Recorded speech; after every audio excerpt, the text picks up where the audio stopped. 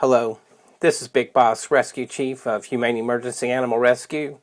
Welcome to our series, Animal Rescue Postmortem, where we analyze the good, the bad, and the ugly of animal rescues throughout the world. And this is kind of a long video, so I'm just going to let it run while I talk. Here we are, video at number 8. We've got a little puppy here in floodwater with, once again, dumb commentary by whoever makes these videos. And who is that rolling through there?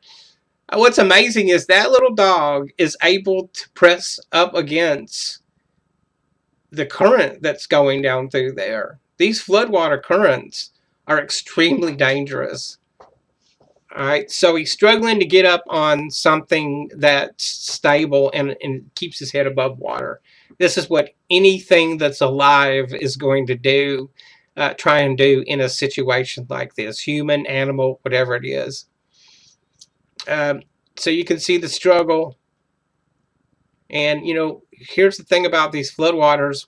This is why we wear dry suits, because the water could be very cold and it'll sap your energy or make it impossible to do something. I know I've gotten in cold water before, and within seconds, I had lost about 50% of the function in my extremities and my ability to do things. It was very frightening. So let's pause here for a second. Well, actually, there's probably enough of this. If not, well, I'll go back to it. Look how swift that water's moving there. Okay? And his footing isn't very stable. That's moving fast enough to where it could grab you up and then you're gone someplace. So we wouldn't do this rescue unless we had other personnel with us, potentially a boat. And then I know it only looks knee deep or whatever it is there, but you never know when you might step off into a hole or a culvert or a manhole where the lid's been blown off here in the city that will suck you down in there, trap you in there, and you'll drown. So that's why you need a pole to walk out across water like this, so you can be sure where your next step is actually going to be something that's not over your head. And then you have to have a life jacket, and I think I mentioned a dry suit on. So here he goes. I think they're just replaying some of the same footage again. Yeah, they're redoing some of this. Come on, stop reusing the same footage over and over again. So let's go by. Oops, sorry. So it looks like at some point, yeah,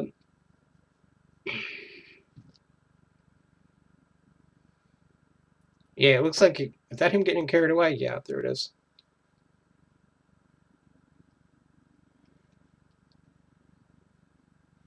Yeah, I can't tell you how to save yourself in a swift water rescue situation like this, but one thing I can tell you for certain is don't swim against the current. You'll exhaust yourself, and then it'll make it much harder to fight for your life when you really need to. Go with the current and try to guide yourself to shore. That's the best I can tell you without you actually going through the training. And you can see the water here is not all that swift. But this guy finally, I don't know how he gets it. If we see if we can see that here.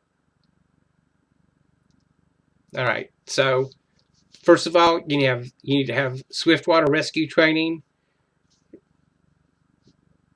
That's like a number one priority for this, especially if you're a professional in the field and you go out and do this. I'll bet it's required by your state or whatever. I know fire departments are obligated to have their personnel that go into these situations like this trained that way, or they don't have send the people in to do it that way, or to do that kind of rescue. So you better look up your state laws before you go out and do this without being properly trained.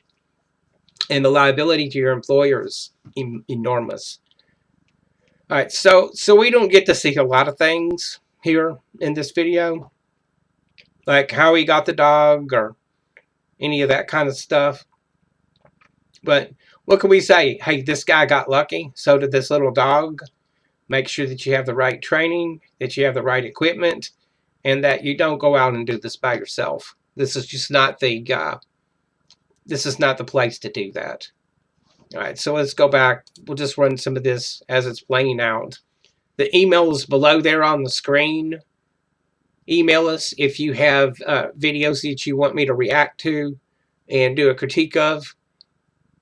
Make sure that you visit our website at here911.com for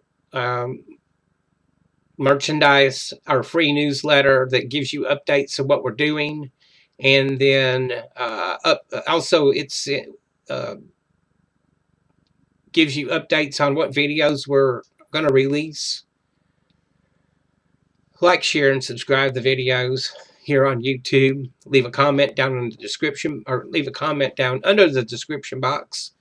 And you can tell I'm a pro at this, right? Okay. Sorry for the unprofessionalism, but what you see is what you get. All right, Big Boss, you know what to do. I'll see you in the next video.